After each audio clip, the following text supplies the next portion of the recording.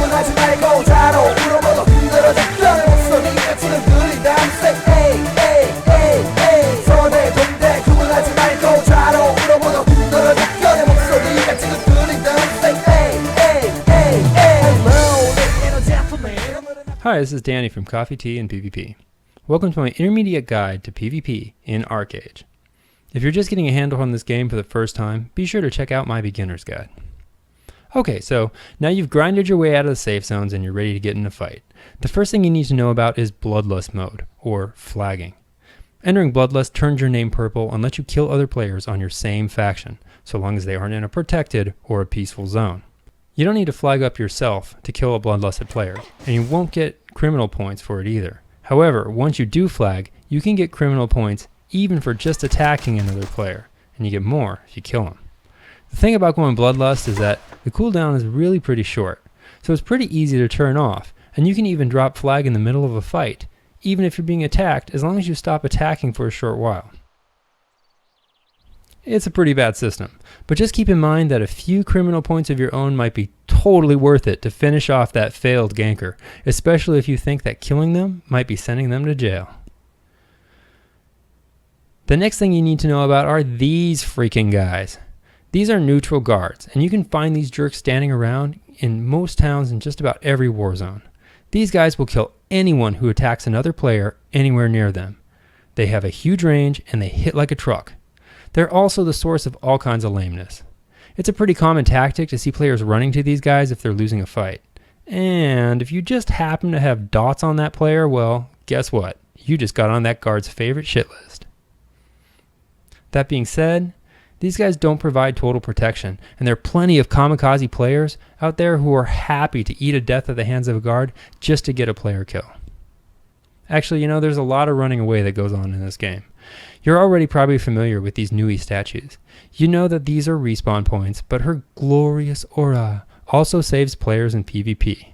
Bloodluster, pirate, criminal, enemy player, at sea, war zone, doesn't matter. The safety of her protective bosom is open to all. Bitch.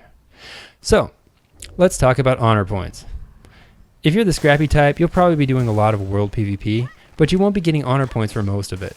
In world PvP, you only get PvP for killing players in zones that are actually at war or at sea, which is always at war.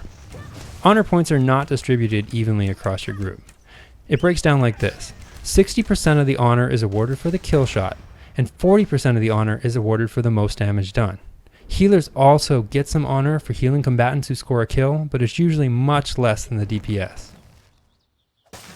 Something else you need to pay attention to is that players who have recently died will gain a leech debuff, which prevents them from getting or giving any honor points. In world PvP, level difference and NPC aggro don't matter. So if it's red, it's gonna pay you to make it dead.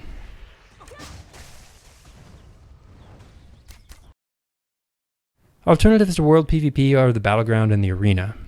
The arena is a 1v1 fight that doesn't require much explanation. It's pretty straightforward. Best 2 out of 3 wins, cooldowns are reset each match, so use them if you got them, and don't forget to rebuff.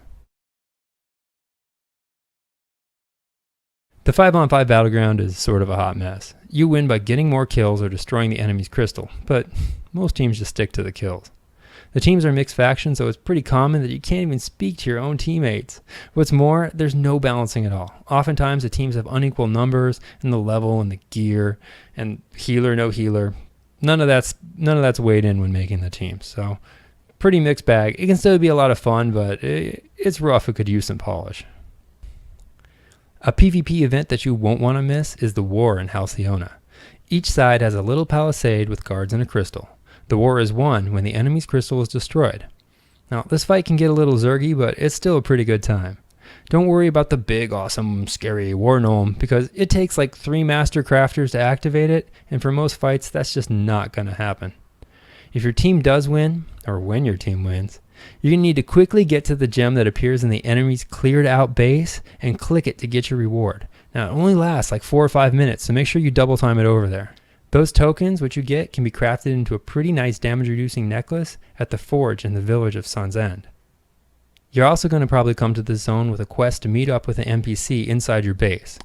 He spawns about 2 or 3 minutes after the actual battle starts. So if you get there and you don't see him right away, don't freak out. Just hang out for a few minutes. He'll show up.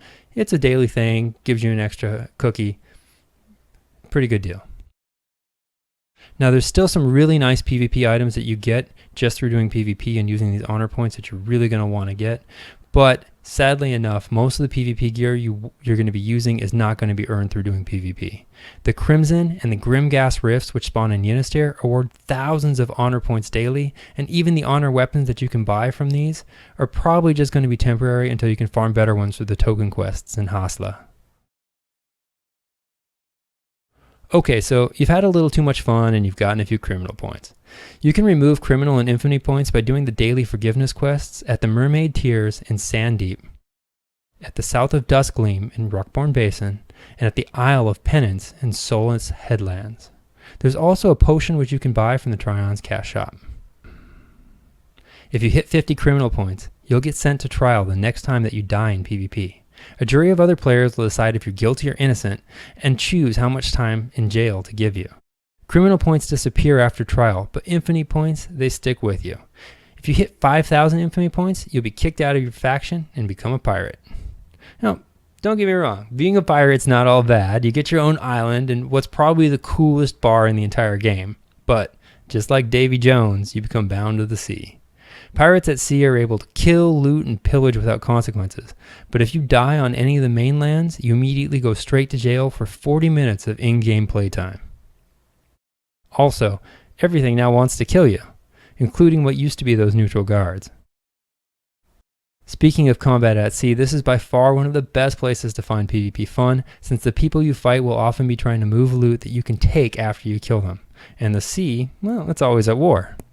I could do an entire video on naval combat, but what you really need to know to get started is that most crews expect you to bring a healthy supply of your own cannonballs and a few resurrection scrolls, because if you die at sea, it can be a long walk to get back to your team. Now, you get cannonballs either by making them with a simple craft or buying them from the auction house. Res scrolls can be bought right off the general merchant. If your boat gets sunk, you can repair it with alchemy regens that are listed when you hover over the icon which you use to summon that ship. Also, if you're a captain, it pays to invest in a little eco-fuel, which works sort of like a short speed booster for your ship, also grown or purchased off the auction house. Auroria is the island to the north. It's designed for endgame and large-scale guild versus guild content. Guilds can claim lands here by taking one of the continent's castles. And once a castle is controlled, all the player homes and lands around that castle will now start paying taxes to the ruling guild. The mechanics for seizing another guild's castle are really complicated, and so much so enough that I'm unfortunately going to have to talk about them in another video. But what you should know right now about Auroria is that anyone can build a house here. Harani, Nuian, Pirate, all living with houses hand in hand happily together. Well, maybe not so hand in hand happily, but you know, their houses can all be together. So, pretty good time. Alright, so that's about it for my intermediate PvP video. I really appreciate you watching. I hope that you're enjoying these guides, and I hope that they help out some. If you haven't seen my beginner's guide yet, do check it out. It's got some basics for the mechanics. It'll help you get set up to the point where your character is ready to start in PvP and just understand some of the basic mechanics of the game. I will be doing an advanced guide in the future where I talk a little bit more about naval warfare, where I talk more about castle sieges, where I talk about piracy. But each of those things, you know, there's just so much to them that they really deserve a video of their own. So I'll be getting to that in the future. Do stay tuned. If you like it, subscribe. I really appreciate you watching, and thank you so much. This has been Danny from Coffee, Tea, and PvP. Take care. Me fight you? Do you like pain?